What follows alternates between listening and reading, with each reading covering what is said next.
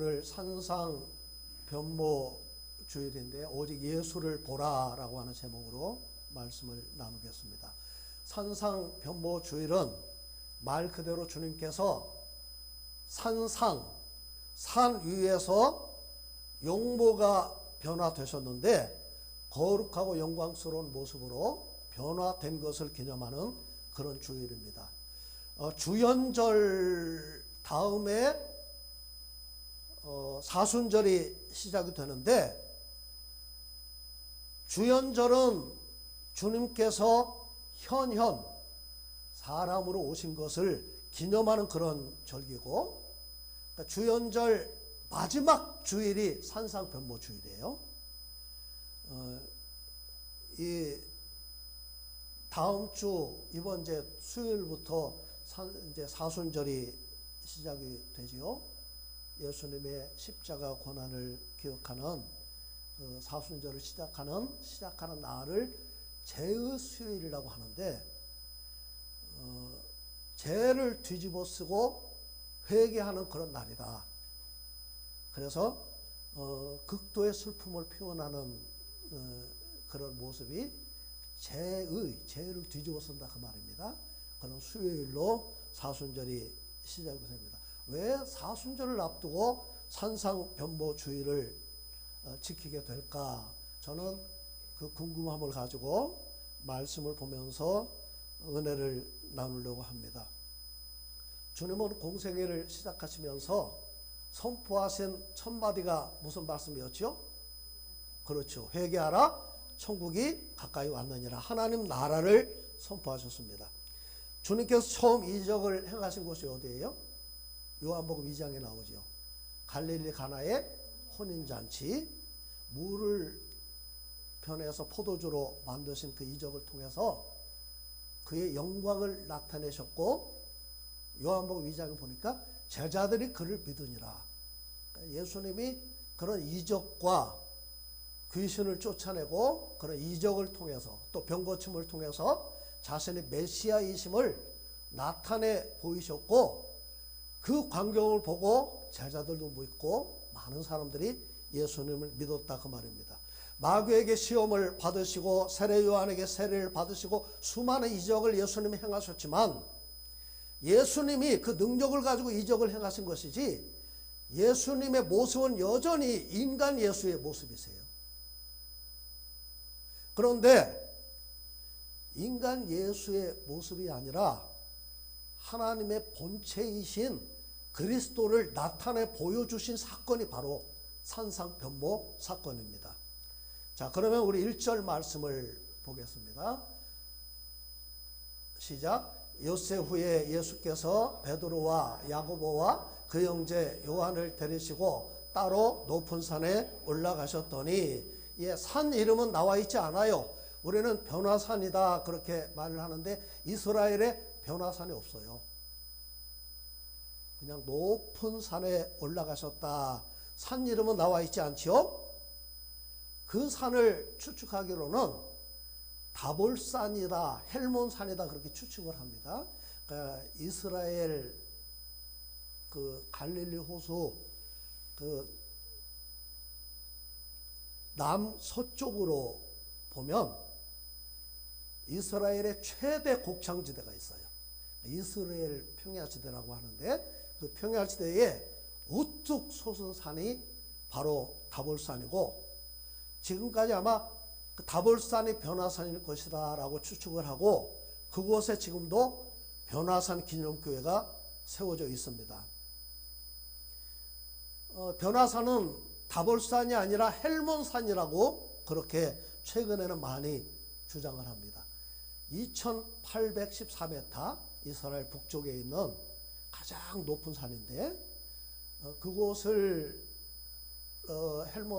변화산이라고 주장하는 이유는 가이사랴 빌립보에서 가까워요. 마태복음 17장 우리가 봤는데 바로 전에 있는 말씀 16장에 보니까 가이사랴 빌립보에서 예수님이 제자들에게 물으시지요. 사람들이 나를 누구라고 하느냐? 세례 요한, 엘리야, 예레미야 선지자 중에 한 사람이라고 합니다. 너희들은 나를 누구라고 하느냐? 그랬더니 베드로가 유명한 신앙 고백을 하죠. 주는 그리스도시요 살아계신 하나님의 아들이시니이다. 그곳이 바로 헬몬산 아래에 있는 가이사랴 빌립보예요. 그래서 가이사랴 빌립보에서 있다가 아마 헬몬산으로 바로 제자들을 데리고 올라가셨을 것이다. 그렇게 추측을 하는 거예요. 엿새 후라고 했는데 언제부터 엿새 후인가? 성경을 봐야 되죠. 마태복음 17장 1절에 엿새 후라고 되어 있으니까 그 전에 있는 말씀을 보면 되죠. 마태복음 16장 21절부터 훑어보면 예수님이 예루살렘에서 죽게 될 것을 처음으로 예고하는 그런 장면이 나옵니다. 자기가 예루살렘에 올라가 많은 고난을 받고 죽임을 당하고 제3일에 살아나야 할 것을 제자들에게 비로소 나타내셨다. 그 말을 듣고 제자들의 반응이 어땠을까요? 깜짝 놀란 거예요. 전혀 예상하지 못했어요. 제자들은 예수님이 이제 앞으로 계속 승승장구할 줄 알았지, 십자가에 못 박혀서 고난을 당하고 죽는다고 하는 것은 상상도 못한 거예요. 그래서 베드로가 예수를 붙들고 항변을 하잖아요. 주여 그리 마옵소서, 이 일이 결코 죽게 미치지 아니하리이다. 그런데 주님은 뭐라고 그러셨어요? 사탄아 내 뒤로 물러가라. 얼마나 기가 막힙니까? 주는 그리스도시요 살아계신 하나님의 아들입니다. 바요나 시모나 내가 복이 있도다. 아주 극칭찬을 받았다가 사탄아 물러가라. 졸지에 사탄의 앞잡이가 되어버리고 말았어요. 베드로를 책망하시면서 마태복음 16장 24절에 주님은 이렇게 말씀하십니다. 이에 예수께서 제자들에게 이르시되 누구든지 나를 따라오려거든 어떻게 해요? 자기를 부인하고 자기 십자가를 지고 나를 따를 것이니라. 도저히 이해할 수가 없는 거죠. 이제부터 큰 소리 치고 한 자리 차지해야 되는데 자기 부인이라니요. 이제부터는 시온의 대로가 열린 것처럼 앞으로 주님만 따라가면 영광과 존귀가 있을 줄 알았는데 십자가라니요. 화도 나고 이해할 수도 없는 그런 상황에서 고민하고 이게 도대체 무슨 일이냐 두려움에 빠져 있을 때 주님은 12 제자 중에 베드로, 요한, 야고보 세 제자를 데리시고 높은 산에 올라가신 거예요. 의도가 있는 거예요. 그냥 올라가신 것이 아니라 기도하기 위해서 올라가신 거예요. 그래서 마태복음에는 그냥 높은 산에 올라가셨다 그렇게 되어 있는데 누가복음 9장 28절에 보니까 예수께서 베드로와 요한과 야고보를 데리고 기도하시러 산에 올라가사 기도하실 때 용모가 변화되고 그 옷이 휘어져 광채가 나더라 그랬어요. 이 마태복음에는 그런 말씀이 없는데 누가복음을 보니까 기도하기 위해서 높은 산에 올라가셨고 높은 산에 올라가서 기도하시다가 용모가 변화됐대요. 오늘 저와 여러분들이 참 간절히 기도하면서 이 기도의 축복을 누리시기를 바랍니다. 자, 우리 2절 말씀 보겠습니다. 시작. 그들 앞에서 변형되사 그 얼굴이 해같이 빛나며 옷이 빛과 같이 휘어졌더라. 누구 앞에서 변형되셨어요? 베드로, 요한, 야고보. 자, 어떻게 변했다고요? 얼굴이 광채가 나는데 해같이 빛났다는 거예요. 우리가 태양을 똑바로 볼 수 있나요? 옷이 빛과 같이 휘어졌다. 우리 그 요한복음에 보니까 예수님을 빛이라고 말씀하잖아요. 그러니까 이거는 그런 거예요. 그 변화산에서 예수님이 기도하실 때에 그 모습이 변모가 되셨는데 완전히 다른 모습으로 변모가 되신 거예요. 트랜스피규어, 영어로 그렇게 되어 있어요. 그거는 더 아름답게 변했다라고 하는 뜻인데, 유명한 영화 있죠. 트랜스포머. 이 변신 로봇, 자동차로 됐다가 갑자기 로봇으로 변하고 뭐 비행기로 되고 막 그 변신을 막 합니다. 그렇게 예수님이 변신을 했다는 거예요. 그러니까 헬라어 메타몰포라고 하는 말도 메타, 함께, 몰포, 형태를 바꾼다. 성질, 모양, 상태가 바뀐 거예요. 벽과 속이 완전히 다른 모습으로 바뀐 것을 표현하는데, 부활하신 주님의 모습이 그런 모습이고, 우리도 부활할 때 그런 변화된 모습으로 부활하게 될 줄로 믿습니다. 로마서 12장 2절에 보니까 너희는 이 세대를 본받지 말고 오직 마음을 새롭게 함으로 변화를 받아 하나님의 선하시며 자비하시며 온전한 뜻이 무엇인지 분별하도록 하라 그랬지요. 변화를 받아, 그게 메타몰포예요. 외형의 변화가 아니라, 겉모습 변화를 하는 게 아니라 너희 본질이 변화돼야 된다. 너희 속사람이 변해야 된다. 그런 말이죠. 자, 빌립보서 2장 6절을 보니까 예수님의 모습을 말씀하시면서 그는 근본 하나님의 본체시나, 그의 근본은 지금 인간 예수의 모습을 입고 있지만 그의 본 모습은 하나님이라는 거예요.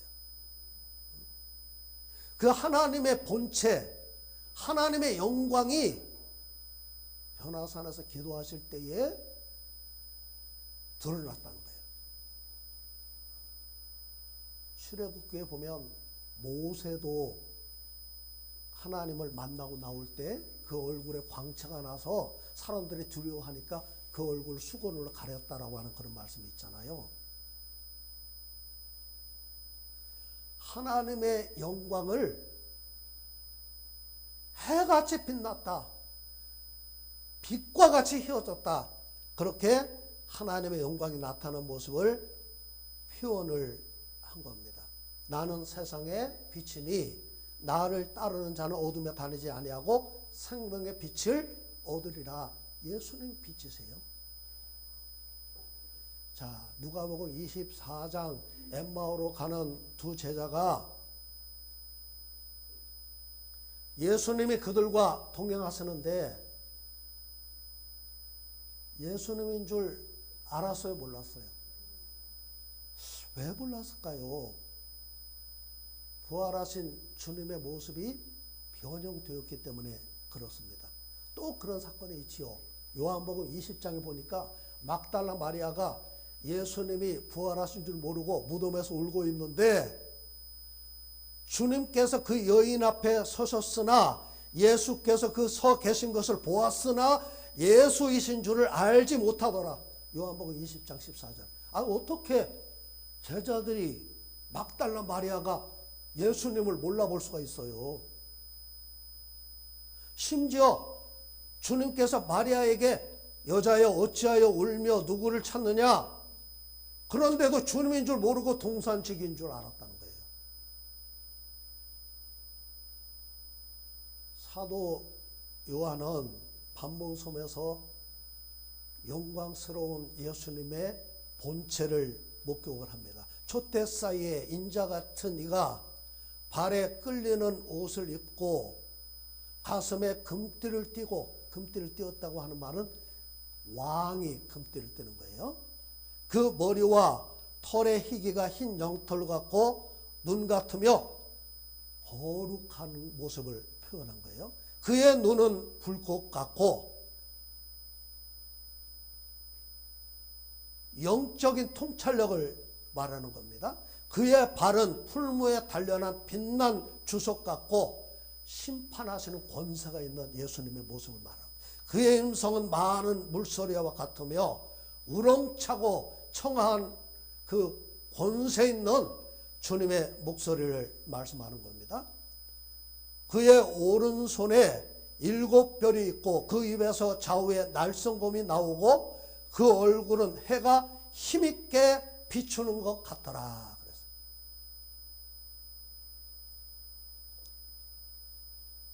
예수님의 그 본체 모습이 드러났을 때 3절 말씀 보겠습니다. 시작. 그때에 모세와 엘리야가 예수와 더불어 말하는 것이 그들에게 보이거늘.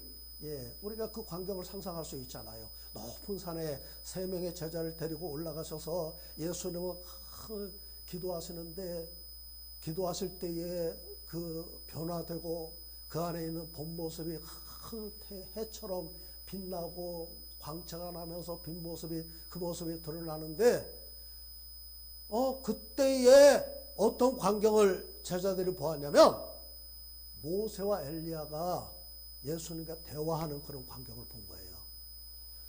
모세는 율법의 대표고 엘리야는 선지자의 대표인데, 구약은 율법과 선지서로 되어 있다고 그러잖아요. 그러니까 구약의 대표와 예수님이 산상회의를 하시는데, 이것은 예수님이 메시아이심을 나타내는 그런 장면입니다.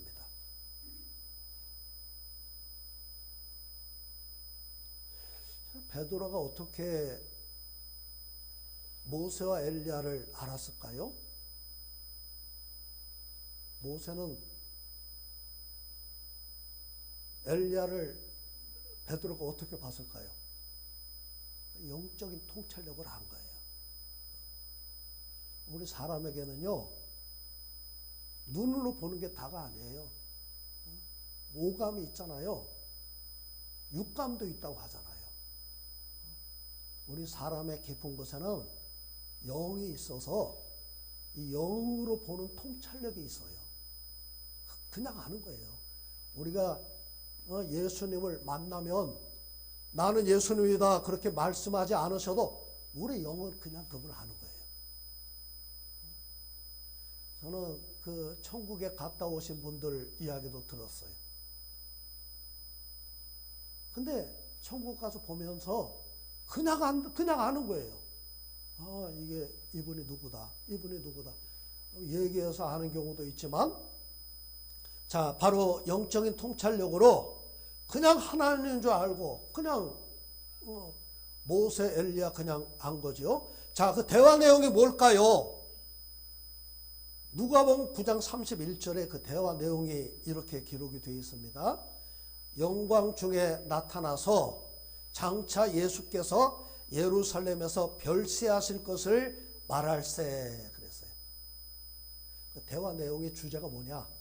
예수님의 십자가 죽음이 그 주제예요. 그래서 우리가 사순절 앞두고 이 산상변모주의를 지키는 겁니다. 자, 4절 보겠습니다. 시작. 베드로가 예수께 여쭈어 이르되 주여, 우리가 여기 있는 것이 좋사오니 만일 주께서 원하시면 내가 여기서 초막셋을 짓되 하나는 주님을 위하여, 하나는 모세를 위하여, 하나는 엘리야를 위하여 하리이다. 베드로가 깜짝 놀래가지고 그걸 보고 내가 초막셋을 짓겠습니다. 중동 문화에서 존귀한 분이 오시면 존경의 표시로 장막을 쳤다는 거예요. 자, 우리가 여기서 주목할 점이 있죠. 주님은 기도하기 위해서 그 변화산에 올라가셨고, 기도하실 때에 용모가 변화되고 그 옷이 휘어지고 광채가 나는 그런 모습으로 변화되고 변모가 되셨는데, 제자들은 뭐 했을까요? 제자들은 뭐 했다고요?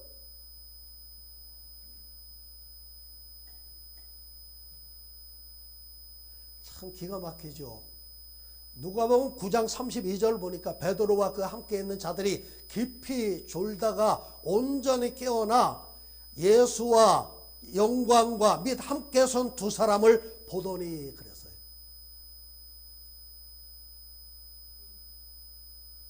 제자들은 잤어요. 겟세마네 동산에서도 마찬가지잖아요. 주님은 땀방울이 핏방울이 되도록 기도하시는데, 제자들의 모습이 우리 모습이에요. 세상에서 제일 무서운 게 뭡니까? 하나님 말고 뭐가 제일 무서워요? 자식이 제일 무섭더라고요.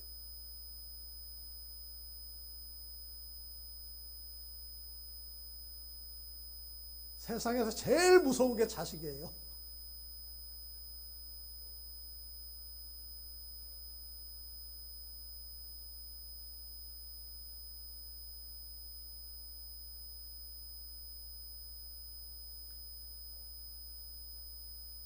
참 저는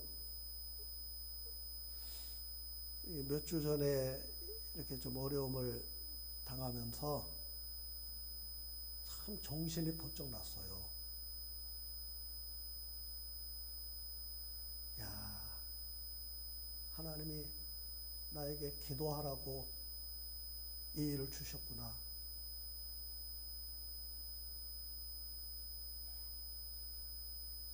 기도하니까 얼마나 평안하고, 기도하니까 얼마나 감사하고,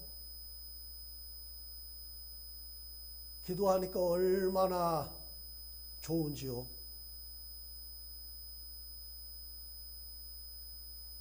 오늘 저와 여러분들이 잠자지 말고 깨어서 기도하시기를 바랍니다. 아멘. 예. 왜 베드로는 초막셋을 지켰다고 했을까요? 지금 여기 있는 것이 조사오니 영광스러운 주님의 모습을 목격을 하고 그 영광에 취해서 그 일을 기념하고 싶었어요. 우리가 신비한 체험을 하면 얼마나 좋습니까? 영광을 목격하니까 너무나 황홀한 거예요. 이 자리가 좋습니다. 여기 있는 것이 조사오니 산 아래로 내려가고 싶지 않아요. 영원한 하나님 나라를 초막으로 착각을 하는 것이 바로 우리의 모습입니다. 그런데 십자가 없는 영광이 없어요. 주님은 그 영광 가운데 변화된 채로 그냥 그 자리에 계시지 아니하시고 어떻게 하셨어요? 다시 세상으로 내려오셨어요. 십자가를 지셨어요. 자, 우리 5절 말씀 보겠습니다. 시작. 말할 때에 호련히 빛난 구름이 그들을 덮으며 구름 속에서 소리가 나서 이르시되 이는 내 사랑하는 아들이요 내 기뻐하는 자니 너희는 그의 말을 들으라 하시는지라. 이 빛난 구름은 뭘까요? 하나님의 임재를 상징합니다. 쉐키나 하나님의 강력한 임재를 뜻하는 말이 바로 빛난 구름이에요. 그 출애굽기 40장에도 그 말씀이 나옵니다. 자, 하늘에서 들린 소리가 뭡니까? 이는 내 사랑하는 아들이요 내 기뻐하는 자니. 자, 똑같은 음성을 주님이 언제 들으셨죠? 그렇죠. 태어나실 때? 그 세례 받을 때. 그렇죠. 세례 받고 세례 요한에게 세례를 받으시고 올라오실 때 하늘에서 똑같은 음성이 들렸어요. 이는 내 사랑하는 자니 자요 내 기뻐하는 자라.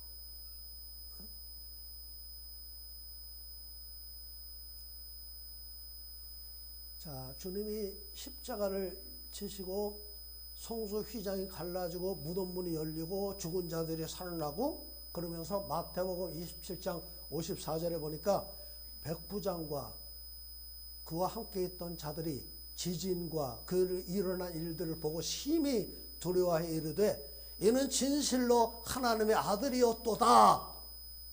백부장이 고백을 합니다.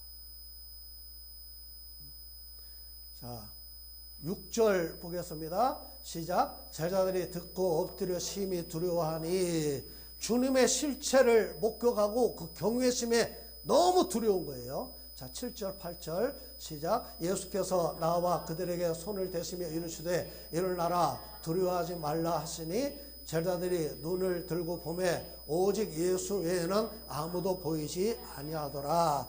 누구만 보였어요?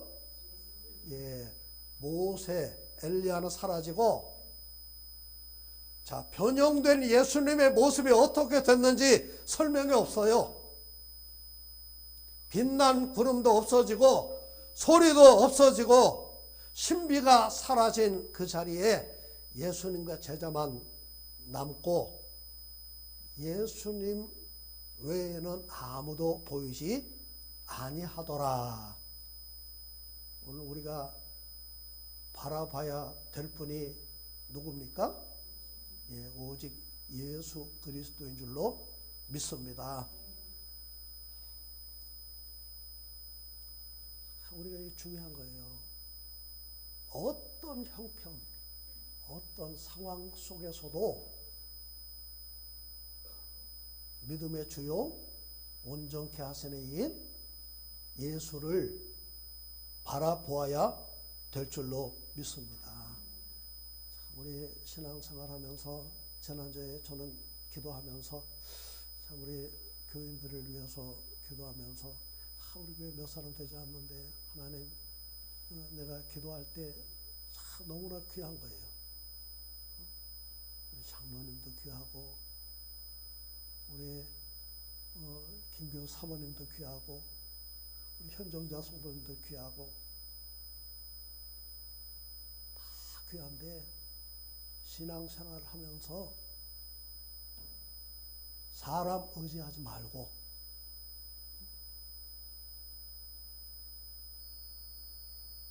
목사도 잘못할 때 있어요. 실수할 때 있어요.